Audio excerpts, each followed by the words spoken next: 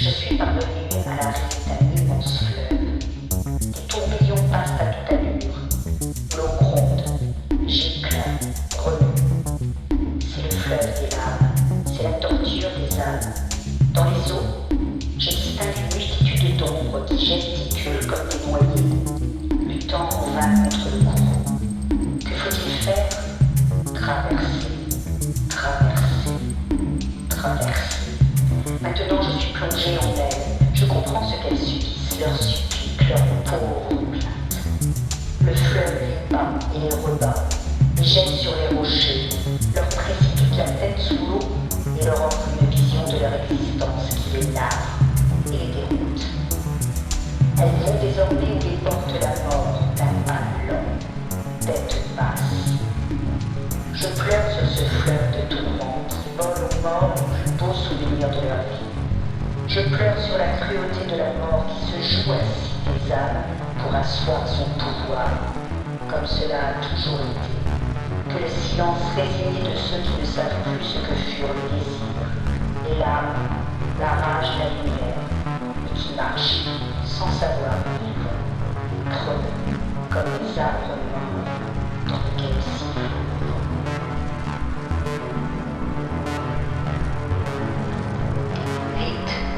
J'aperçois les ombres des enfants bornés, n'ont pas eu de vie, sont passés directement du ventre de leur mère aux terres sèches des enfers.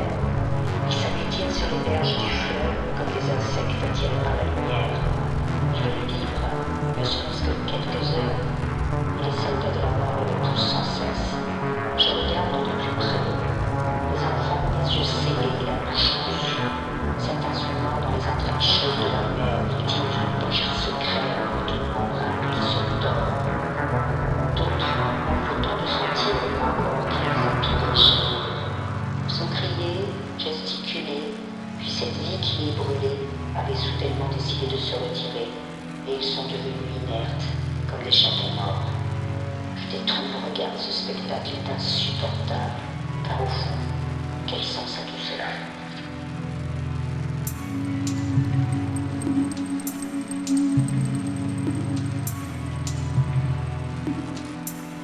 J'arrive à une haute barre rocheuse qu'il faut traverser.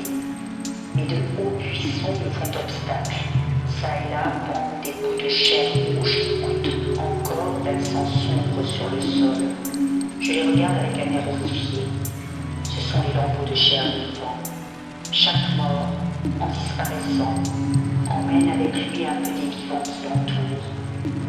Le défunt avance aux enfers avec une longue traîne plaintive. La barrière des buissons épineux les accroche, et ils restent ici pour l'éternité. Les arbustes qui m'entourent sont pleins de morceaux de viande. Ils pendent lamentablement, comme des offrandes qu'on ferait à un dieu cannibale ou les restes puants d'un carnage. C'est donc là que finit la partie des vivants happés par le deuil. Il doit y avoir des bouts de moi-même dans ces arbustes.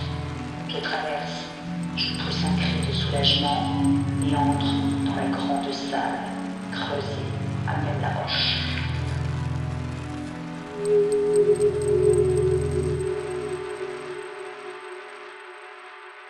Mes pieds, sur une étendue immense, se pressent des milliers et des milliers d'ombres. Les avants sont en spirale.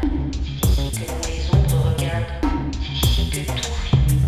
Une fois qu'elles atteignent le centre, elles disparaissent à jamais. Certaines pleurent en se déchirant les yeux, d'autres sourient, embrassant la terre avec gratitude. Il est enfin là, celui qui sans démon